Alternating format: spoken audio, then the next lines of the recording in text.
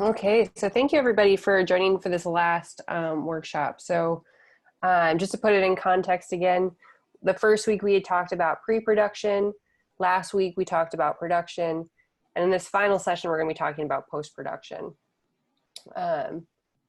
So again, I've reiterated this every time that we've met. This is really a great professional development opportunity in terms of thinking about video creation and online education as a new approach that you can gain a skill set in and use moving forward.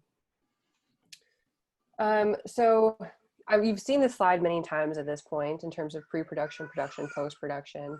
But post-production is all efforts occurring after the shooting or recording of individual program segments. And so typically this includes editing the content of a recorded film, adding visual elements, adding potentially music or other sound effects. And so that you add these extra elements can actually enhance the aesthetics of the video, along with being used as a way to kind of cue the viewer into specific key points or aspects. So for this first part, before you begin actually adding any of these elements, you're going to want to organize any of the captured footage, followed by doing a rough cut of the video. And so this should be done before you even begin evaluation and revision. By organizing the footage, it allows the educator to actually catalog the shots by either the date that it was filmed or the type of video, the format of the video for the lecture materials that are covered.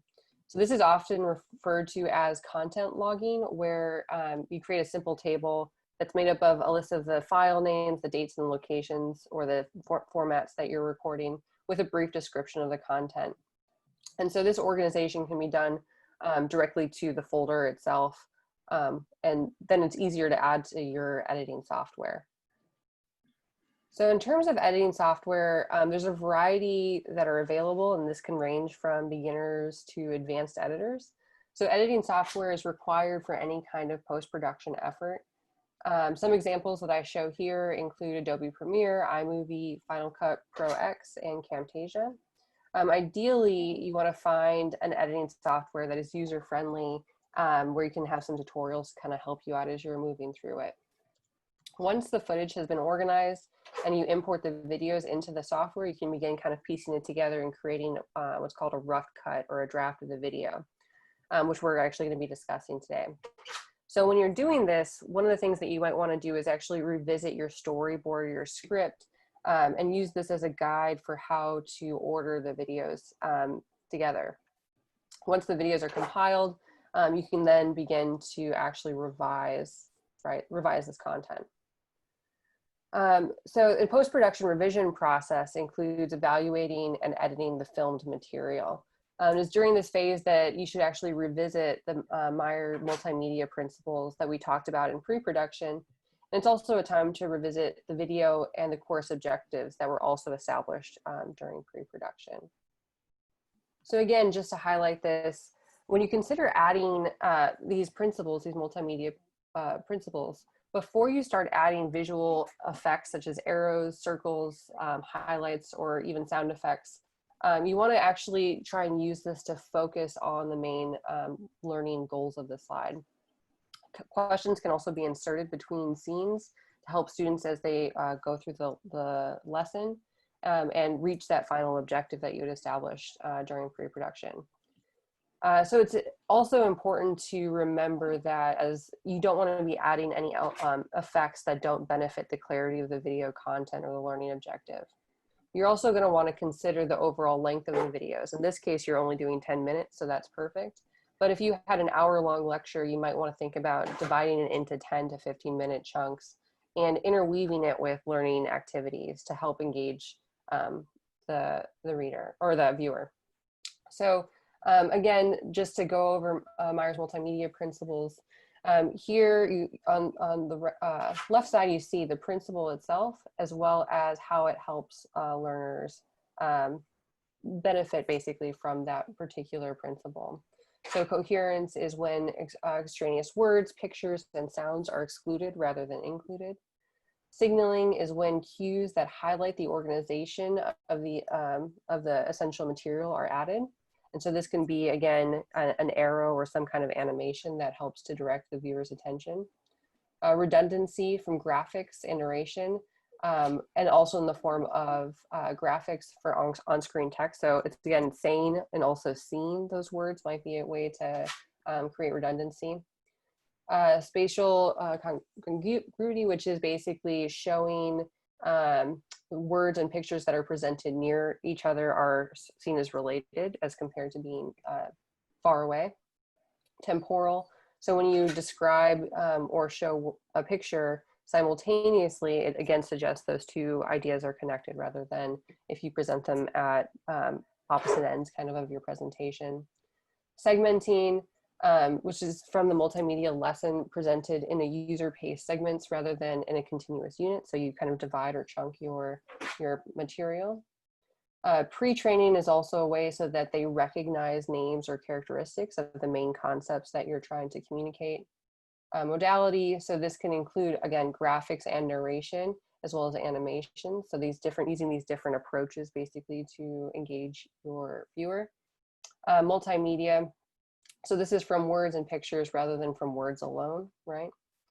Personalization, which is basically using a conversational style as opposed to a formal style. Voice, so using a human voice as compared to using a program that would actually just read the script that you wrote.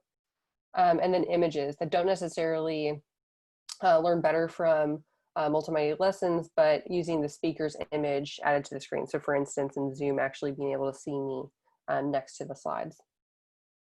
All right. So over these last few workshops, we've been outlining this production process and the goal of creating high quality and effective educational videos. And so we've kind of gone through that process now, but one thing that I want to keep reiterating is that, and this is true for even case studies that have looked at creating educational videos in other contexts, that the most amount of effort and the most underestimated time is really in that pre-production phase, right? So particularly as you're doing this post-production process, rely heavily on that upfront work that you did during pre-production to guide what you end up doing in the post-production process. I think it's really easy to get sidetracked with all of the cool animations and presentation opportunities that you can have, but really revisiting those learning objectives that you established in the beginning will help drive the creation process. But also be creative. So this is an opportunity for you to design an educational experience. So this video in particular allows educators to be positioned as designers in a way that you might not actually see in a normal classroom, right? So you can be very specific and intentional about the type of materials they are presenting. It's also a form of your own creative expression too. So it tells a little bit about you as well. So obviously with COVID, it has really forced educators to consider the use of educational technologies to deliver content. And so videos are a great teaching medium that has a proven educational benefit. There are multiple studies that have demonstrated that students' perception of social and teaching presence were significantly higher when using videos in either an asynchronous or synchronous setting. So when educating students who are comfortable with technology, it's also important to find ways to build that within teaching settings, and that's what I think we're doing here.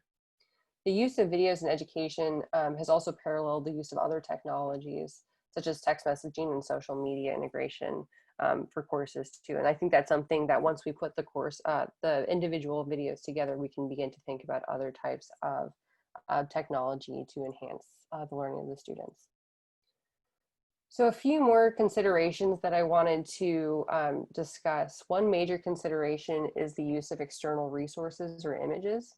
So intellectual property rights protect ownership and control over creative works or intentions through copyright, trademarks, and patents.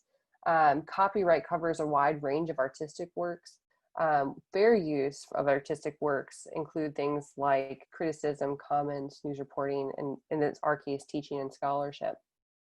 Which is under section 107. Also under section 110 of copyright law allows for use in classrooms. So in this case, there are some exceptions, but that's intellectual property of the images that you're using is something that you should consider. So overall, you want to think about a balancing basically your educational practice and the copyrights, the interests of the copyright holder. Before using copyright images and videos, you might want to do an analysis just to see what the copyright rules are around that image.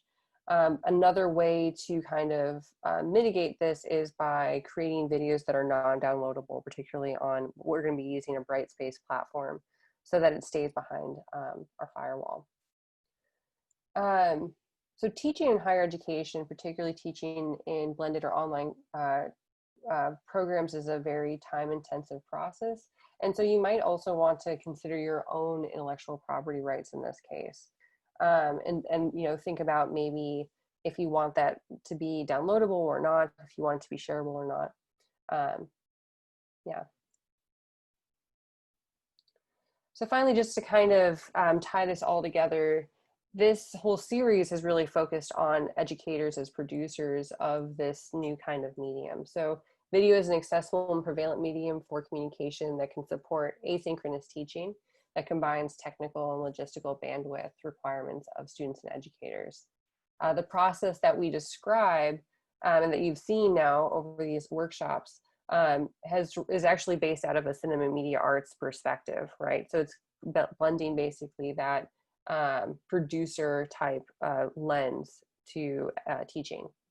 And so while educators explore this process, I would also consider you to work with someone like me or studios, potentially studio or producers, to help elevate your content as much as possible.